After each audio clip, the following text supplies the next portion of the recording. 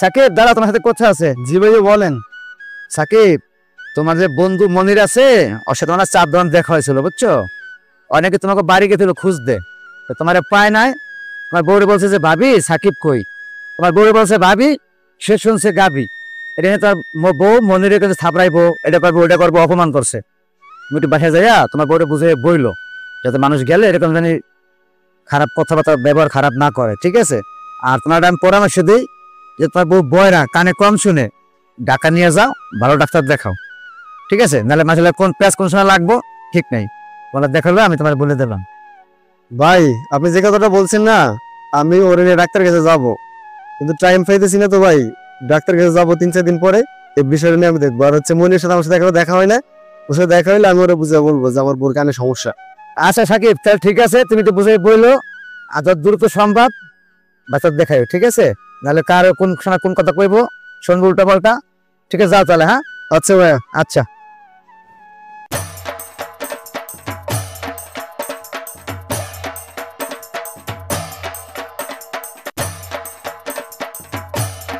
ওসমান, আসলো। আমার কিছু বলছো নাকি? এ বয়রা, আমার বন্ধু মনিরে কি বলছিস তুই? এই তুমি কি আমার কিছু বলছো? ও তুই তো আমার বয়রা, আমার বন্ধু মনিরে কিছু বলছিস নাকি? তোমার বন্ধু আমার গাবি কইছে, তা থাপড়াতে চাইছিলাম, পর আমি বুঝতে পারছি যে আমার গাবি কয় না, ভাবি কইছে। কেন, সেটা নিয়ে কি হয়েছে আবার? রাস্তায় জাফর ভাইয়ের সাথে দেখা হয়েছে, মনি নাকি জাফর ভাইয়ের বিচার দিছে, তুমি ওরে থাপড় দিবা এই কথা বলছিল, বুঝছো? তো তুমি বয়রা, তুমি আবার এসব করে বলো কেন? তুমি চুপ থাকতে পারো না? কি কও? কিছু শুনতে পারতেছি না, জোরে কও। ওরে আল্লাহ, আমি কারে কি কই? হয়তো বয়রা হয়তো কিছু শুনে না। তুই ঘরে যা, যা ঘরে যা।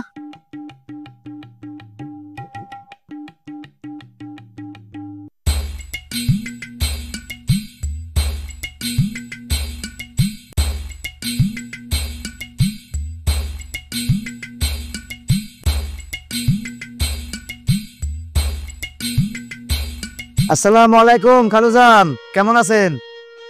এই বেটা, আমি রাস্তার মধ্যে আলো খাবো কেন?